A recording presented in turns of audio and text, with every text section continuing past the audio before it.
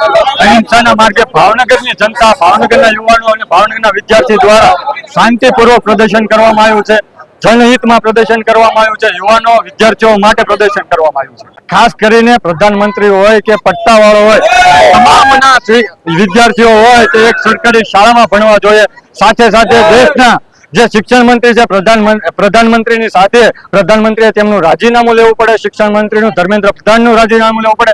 કારણ કે જંતર મંતર પર આજે એક દીકરી જે વિદ્યાર્થીની હતું તેનું પણ મોત થયું છે. તેવા પણ અમને સમાચાર મળ્યા છે. તે દુઃખદ ઘટના છે, એટલા માટે અમે આજ શાંતિપૂર્વક વિરોધ પ્રદર્શન કરેલ છે.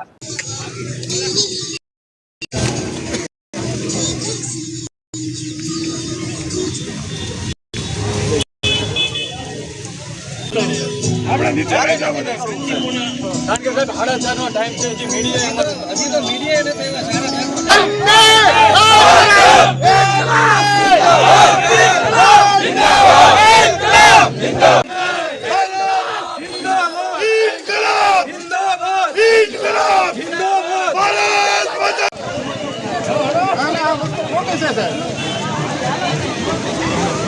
આવું ના હોય